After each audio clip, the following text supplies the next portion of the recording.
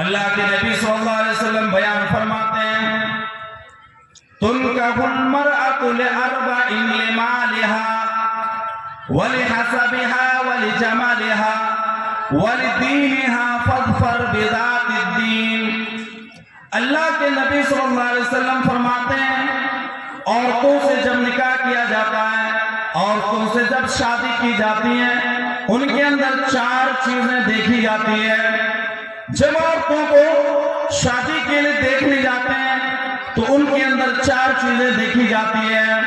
سب سے پہلی چیز اللہ کے نبی نے بیان فرمایا لمالہا، جب ہم کسی کے یہاں کوئی لڑکی دیکھنے جاتے ہیں سب سے پہلے ہم دیکھتے ہیں کہ لڑکی اچھے گھرانے کی ہے کہ نہیں ہے، ان کے پاس مال و دولت ہے کہ نہیں ہے، ان کے باپ کے پاس زمین جائیداد ہے کہ نہیں ہے، ہم یہ چیز دیکھتے ہیں۔ دوسرے نمبر پر ہم جو دیکھتے ہیں وہ یہ وَلِحَسَبِهَا، ان کا گھرانہ کیسا ہے، ان کے گھرانے میں تو کوئی شرابی نہیں ہے، ان کے گھرانے میں تو کوئی جواری نہیں ہے، ان کے گھرانے میں سب لوگ کیسے ہیں، اس چیز کو دیکھتے ہیں۔ تیسرے نمبر پر جب ہم دیکھتے ہیں وَلِجَمَالِهَا، ان کی خوبصورتی دیکھتے ہیں، ان کی چہرے کو دیکھتے ہیں، اگر وہ خوبصورت ہے تو ہم ان سے شادی کر لیتے ہیں۔ اللہ کے نبی صلی اللہ علیہ وسلم نے جو چوتھی چیز بیان فرمائی اس حدیث کے اندر وَلِدِينِهَا، چوتھی چیز یہ ہے کہ جب بھی کسی لڑکی کو دیکھا جائے اس کی دینداری کو دیکھا جائے، وہ لڑکی اللہ والی ہے کہ نہیں ہے، وہ لڑکی دین کو مانتی ہے کہ نہیں مانتی ہے، وہ شریعت کو مانتی ہے کہ نہیں مانتی ہے، وہ ایک اللہ پر ایمان رکھتی ہے کہ نہیں رکھتی ہے، وہ نبی کو مانتی ہے کہ نہیں مانتی ہے، ہم اس چیز کو بھی دیکھتے ہیں۔ 4 چیزوں کو بیان کرنے کے بعد اللہ کے نبی صلی اللہ علیہ وسلم نے فرمایا مالدار عورت نہ ہو تو چلے گا، حسب نسب والی نہ ہو تو چلے گا، خوبصورت نہ ہو تو چلے گا، لیکن اگر وہ اللہ والی ہے، وہ اللہ کے رسول پر ایمان رکھنے والی ہے، وہ قیامت کے دن پر ایمان رکھنے والی ہے، تو ایسی عورتوں کو تم ترجیح دو۔ فَاظْفَرْ بِذَاتِ الدِّينِ، اگر وہ دین والی ہے تو تم دین والی عورت سے نکاح کر کے کامیاب ہو جاؤ۔ اس حدیث میں اللہ کے رسول صلی اللہ علیہ وسلم نے بیان فرمایا شادی سے پہلے ہم کو پلاننگ کرنی ہے کہ اللہ والی عورت گھر میں لے کر کے آئے۔ اگر اللہ والی عورت ہمارے گھر میں آئیں گی، اس کی برکت سے، اس کی وجہ سے، اس کے بدن سے، اس کے پیٹ سے پیدا ہونے والی اولاد بھی اچھی اولاد ہوگی۔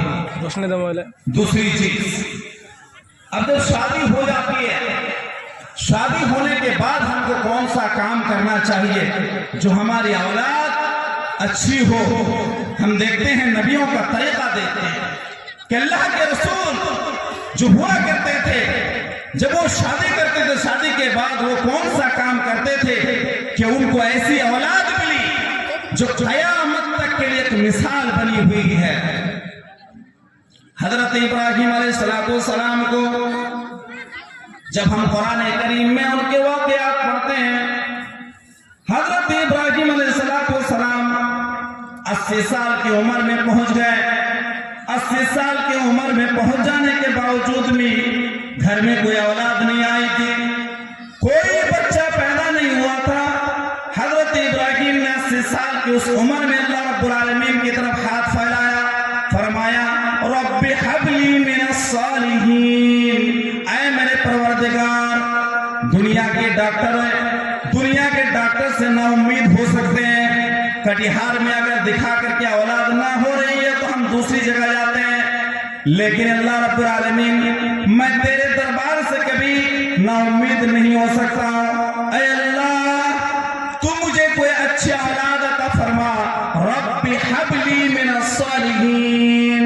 اس عمر میں بھی اللہ رب العالمین سے دعا کر رہا ہے، تو کون سی دعا کر رہا ہے کہ اللہ تو ایسی اولاد دے دے جو اولاد بالکل نیک ہو، تیرے کو ماننے والا ہو، نبی کو ماننے والا ہو، دین کو ماننے والا ہو، شریعت کو ماننے والا ہو، تیری بات کو زمین پر پھیلانے والا ہو، ایسی اولاد عطا فرما۔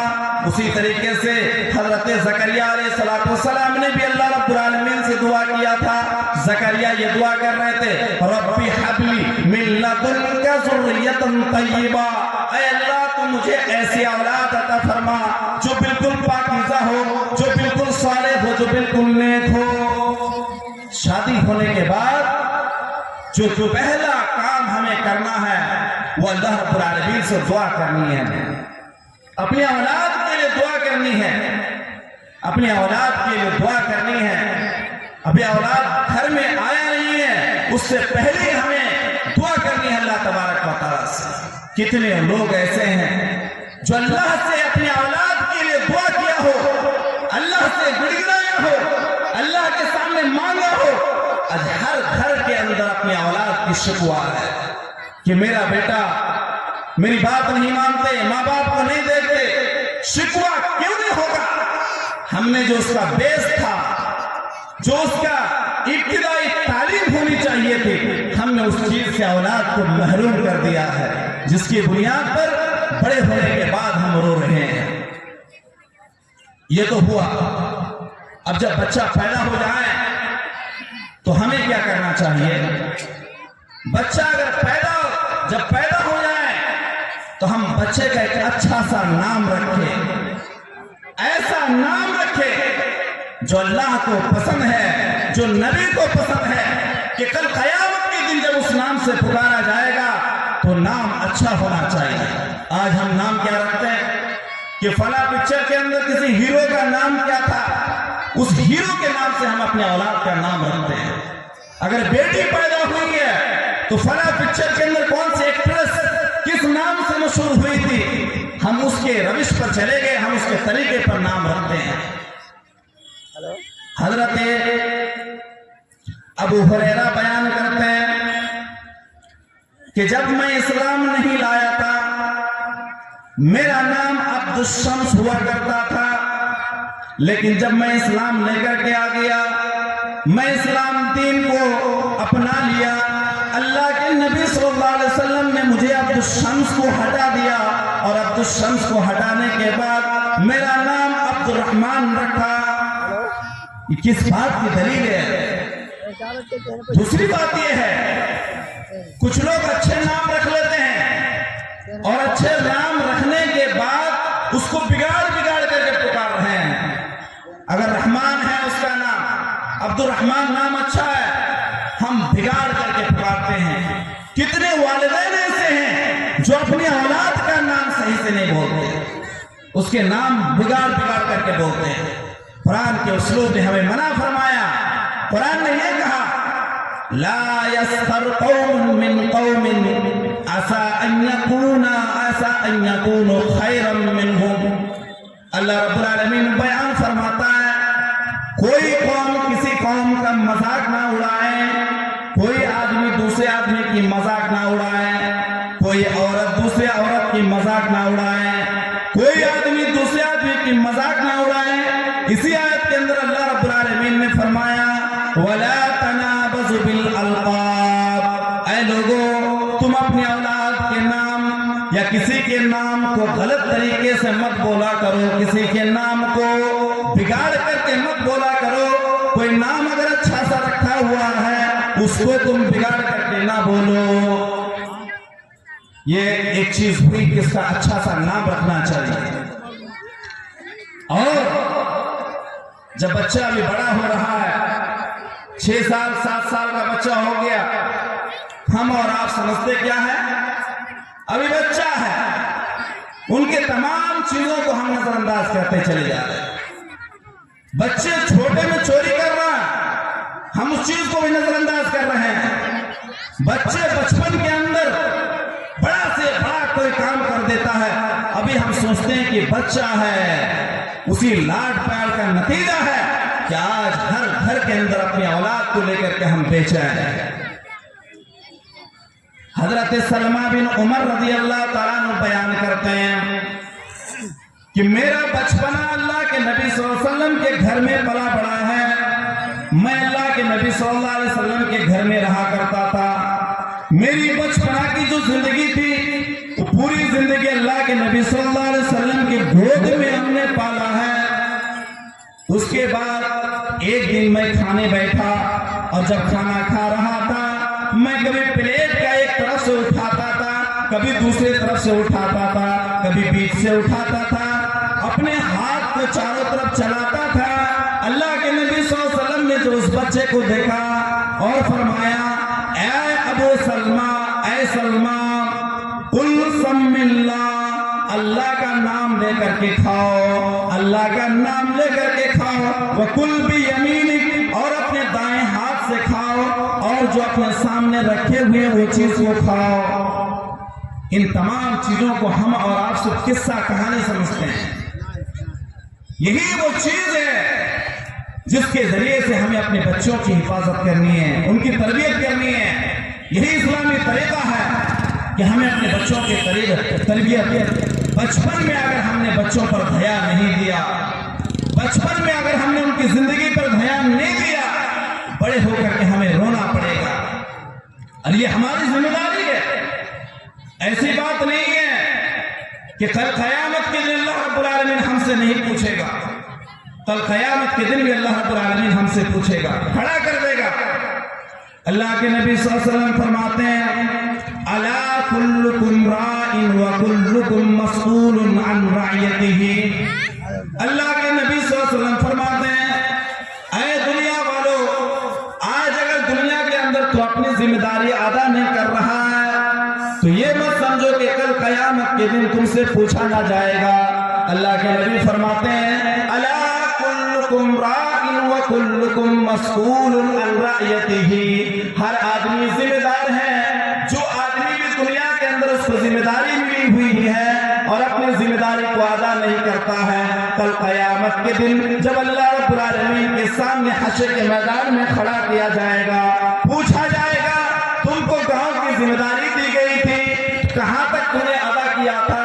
تم کو گاؤں کا مکھیا بنایا گیا تھا، تم نے کہاں تک ادا کیا تھا؟ تم اپنے گھر کے ذمہ دار تھے، تمہارے ماتے تمہاری اولاد تھی، اس کی پرورش تم نے کس طریقے سے کیا تھا؟ قیامت کے دن جب اللہ رب العالمین کے سامنے جب کھڑا کیا جائے گا، اے لوگوں، اس وقت ہم اللہ رب العالمین کے سامنے کیا جواب دیں گے؟ وہ سوال بھی ہم سے کیا جائے گا۔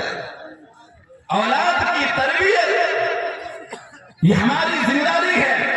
قرآن کریم میں اللہ رب العالمین نے اس چیز کو بھی بیان فرمایا۔ اللہ رب العالمین بیان فرماتے ہیں یا ایھا الذین آمنوا قوا انفسکم واہلیکم نارا۔ اے ایمان والو، جس نے اللہ کو ایک مان لیا ہے، جس نے نبی کو مان لیا ہے، جس نے قیامت کے دن پر ایمان رکھ لیا ہے، اگر تم نے حقیقت میں ایمان والا بننا چاہتے ہو، قوا انفسکم، اپنے آپ کو بچا لو، واہلیکم نارا، اور اپنے گھر والے کو بچا لو، اپنے اولاد کو بچا لو۔ کس چیز سے بچائے گا؟ النار، جہنم کی اس آگ سے بچائے گا۔ وقودها الناس والحجارہ، جب کل قیامت کے دن آگ جلائی جائے گی، جب آگ کو سلگایا جائے گا تو دنیا کی کوئی لکڑی نہ ہوگی، دنیا کی کوئی ایندھن نہ ہوگا، بلکہ قیامت کے دن جب آگ جلائی جائے گی تو انسان ہوگا اور پتھر ہوگا۔ علیہا ملائکۃ غلاد شداد لا یعصون اللہ ما امرهم ویفعلون ما یؤمرون۔ اور اس دن قیامت کے دن وہاں پر گیٹ میں دروگا ایسا ہوگا، وہ ایسے فرشتے ہوں گے، اتنے سخت ہوں گے کہ اللہ رب العالمین کی کسی بات کی ہو نافرمانی نہ کرے گا۔ وَيَفْعَلُونَ مَا يُؤْمَرُونَ، وہ وہی کام کرے گا جو اللہ رب العالمین نے حکم دیا ہے۔ اگر ہم نے دنیا کے اندر اپنی ذمہ داری میں کوتاہی کیا ہے، اولاد کی پرورش میں ہم نے کوتاہی کیا ہے، کل قیامت کے دن ہم پھنس جائیں گے، اللہ کے یہاں کھڑے ہو جائیں گے۔ کیا جواب دیں گے اس دن اللہ رب العالمین کے سامنے کھڑے ہو گئے؟ اور اگر یہ ایسا گناہ ہے کہ اولاد کی تربیت ہم نے غلط طریقے سے کر کے چلے گئے، اور دنیا سے چلے جانے کے بعد وہ اولاد اگر دنیا کے اندر چوری کر رہا ہے، ڈاکہ ڈال رہا ہے، شراب پی رہا ہے، اور بھی بڑے بڑے گناہ انجام دے رہا ہے، تو اس کا گناہ کا اس کا گناہ کا بوجھ مرے ہوئے باپ کے قبر میں بھی پہنچے گا. یہ ہم نے اللہ کے نبی صلی اللہ علیہ وسلم کی حدیث کہہ دی. کیا اولاد اگر صالح ہو، نیک اولاد اگر دنیا کے اندر چھوڑ کر کے گئے ہیں، مرنے کے بعد وہی اولاد اگر دنیا کے اندر ایک مرتبہ ہاتھ اٹھا کر کے اللہ سے دعا کر دے، قبر کے اندر کے عذاب آپ کا ہلکا کر دیا جائے. اللہ کے نبی صلی اللہ علیہ وسلم فرماتے ہیں ما من مولود الا یولد علی الفطرہ فابواه يحدثانه او ينصرانه او يمجسانه. اللہ کے نبی صلی اللہ علیہ وسلم بیان فرماتے ہیں ہر بچہ اسلام پر پیدا ہوتا ہے، چاہے وہ کسی کے گھر میں پیدا ہو، چاہے وہ کسی سکھ کے گھر میں پیدا ہو، چاہے وہ کسی ہندو کے گھر میں پیدا ہو، چاہے وہ کسی مسلمان کے گھر میں پیدا ہو. جو بھی بچہ دنیا کے اندر آتا ہے وہ بچہ اسلام لے کر کے آتا ہے، وہ بچہ اسلام پر پیدا ہوتا ہے. لیکن جیسے جیسے جس گھر میں وہ پیدا ہوتا ہے، اگر ماں باپ ہندو ہے تو بچے کو ہندو بنانے کی کوشش کر رہا ہے، ماں باپ اگر سکھ ہے تو بچے کو سکھ بنا دیتا ہے، ماں باپ اگر نصارہ ہے تو بچے کو نصارہ بنا دیتا ہے. یعنی ماں باپ کے ماحول میں رہ کر کے بچہ جس ماحول میں رہتا ہے اس ماحول میں ڈھل جاتا ہے، اور اس ماحول میں ڈھل کر کے وہی دین کو ایکسپٹ کر لیتا ہے، وہی دین مان لیتا ہے، وہی دین کو قبول کر لیتا ہے. لیکن اگر ماں باپ اللہ والا ہے، ماں باپ اگر اللہ کو ماننے والا ہے، ماں باپ اگر محمد صلی اللہ علیہ وسلم پر ایمان رکھنے والا ہے، مرنے کے بعد کی زندگی پر ایمان رکھنے والا ہے، تو بچہ بھی اسی طریقے پر رہ جائے گا. اور وہ بچہ قیامت کے دن جب والدین دنیا سے چلے جائیں گے، جب یہ والدین دنیا سے چلے جائیں گے، وہ بچہ اگر دنیا کے اندر اس کی صحیح پرورش ہوئی ہے، اللہ کو پہچانا دیا ہے، نبی کو پہچانا دیا، اس بچے کو اسلامی تعلیم دے دیا ہے، قیامت کے دن جب وہ باپ قبر کے اندر اس کو عذاب ہو رہا ہے، دنیا کے اندر یہ بچہ مسجد میں جا کر کے اپنے والدین کے لیے ہاتھ اٹھا رہا ہے، اے اللہ میرے والدین تو اگر قبر کے اندر کوئی عذاب ہو رہا ہے، اے اللہ اس کے عذاب کو تو تخفیف فرما دے. اللہ رب العالمین اس کے عذاب کو اس کے بچے کی دعا کی بدولت عذاب کو تخفیف کر دے گا. اللہ تبارک و تعالی اگر نیک اولاد چھوڑ کر ہم دنیا میں گئے ہیں، اللہ تبارک و تعالی اس کے بدلے میں قبر کے عذاب کو بھی اللہ تعالی کم کر دے گا. یہ اللہ کے نبی صلی اللہ علیہ وسلم کی حدیث ہے.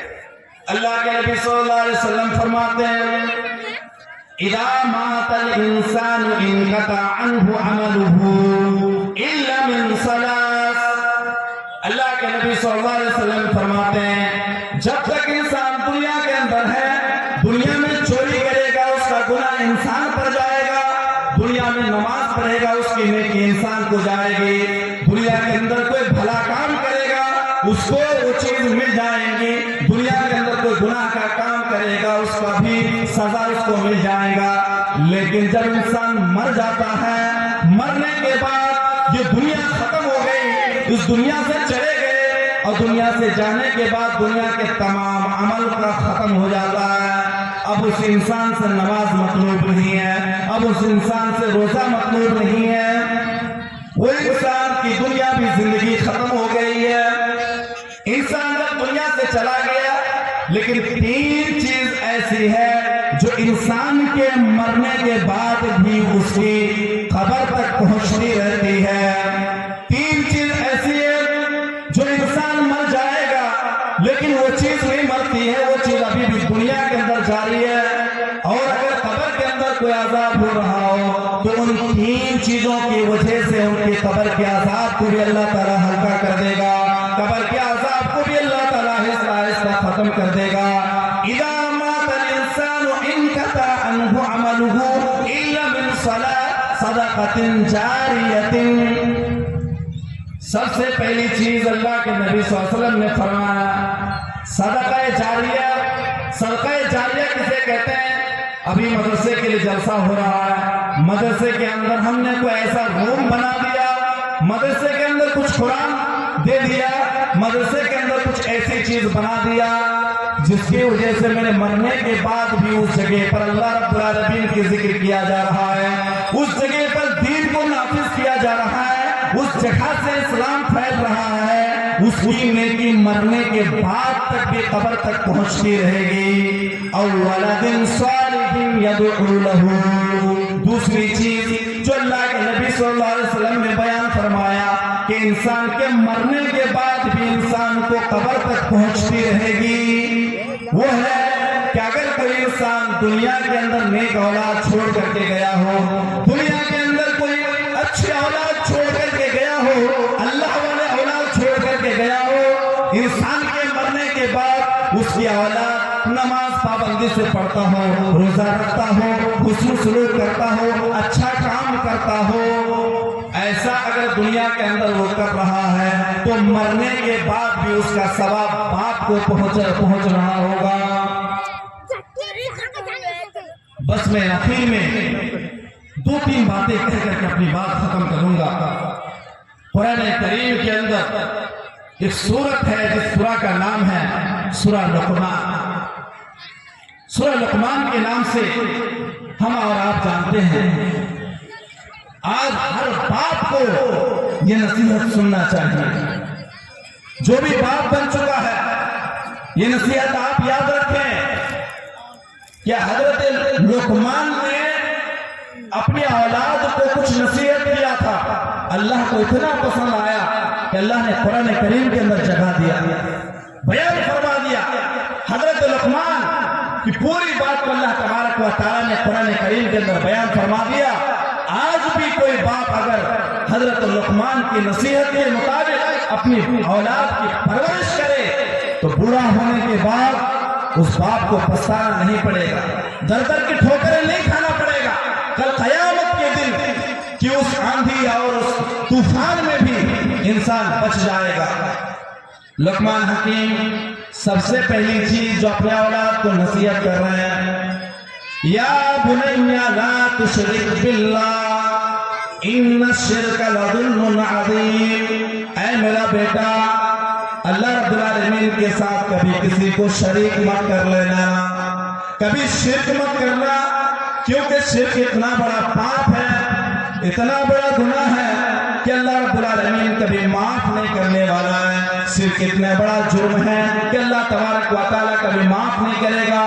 دوسری آیت کے اندر اللہ رب العالمین نے فرمایا ان اللہ لا یغفر ان یشرک بہ ویغفر ما دون ذلک لمن یشاء، اللہ فرماتا ہے دنیا کے تمام گناہوں کو اللہ رب العالمین معاف کر سکتا ہے، لیکن شرک ایک ایسا گناہ کہ اللہ رب العالمین کبھی بھی اس کو معاف نہیں کرے گا۔ اس لیے بیٹا دنیا میں جب تک زندہ رہنا کبھی اللہ رب العالمین کے ساتھ شرک مت کرنا۔ اور بھی کئی چیزیں بتائے تھے اللہ کے رسول اللہ تبارک و تعالیٰ نے قرآن کریم کے اندر بیان فرمایا، کیونکہ اس کے بعد بیان فرمایا تھا اے میرے بیٹا اقیم الصلاۃ، نماز پڑھتے رہنا، دنیا میں جب تک رہنا نماز پڑھتے رہنا۔ نماز آج اگر سماج کے اندر موازنہ کیا جائے، سماج کے لوگوں کو پرکھا جائے، 90% ایسے والدین ہیں یا اس سے بھی زیادہ جو خود ہی نماز پڑھتے تو اپنے بچوں کو کیا نماز پڑھنے کے لیے کہے گا؟ خود جو نماز نہیں پڑھتا اپنے بچوں کو کیا کہے گا؟ جس کی بنیاد پر یا اولاد جن کی بنیاد خراب ہو جاتی ہے تو پھر آگے جا کر ان کی زندگی اور خراب ہو جاتی ہے۔ جبکہ اللہ کے نبی صلی اللہ علیہ وسلم نے بیان فرمایا مروا اولادکم بالصلاۃ وهم ابناء 7 سنین، جب اولاد 7 سال کی عمر میں ہو جائیں ان کی نماز کو حکم دو، اور جب 10 سال کی عمر کو پہنچ جائیں تو پھر نماز نہ پڑھنے پر ان کو مارنے کی ضرورت پڑے تو مارو، لیکن نماز پڑھنے کے حکم دو، بھلائی کا حکم دو، برائی سے روکو۔ ان تمام چیزوں کو حضرت لقمان حکیم نے اپنی اولاد کو نصیحت کر کے گئے تھے، جس کی بنیاد پر اللہ رب العالمین نے اس کو قرآن کریم کے اندر بیان فرمایا۔ بس میں یہیں سے اپنی بات کو ختم کرتا ہوں اور اللہ رب العالمین سے دعا کرتا ہوں کہ اللہ تبارک و تعالی ہم تمام لوگوں کو اپنی اولاد کی صحیح اسلامی طریقے سے اپنی اولاد کی پرورش کرنے کی توفیق عطا فرمائے. وآخر دعوانا الحمدللہ رب العالمین والسلام علیکم ورحمۃ اللہ وبرکاتہ.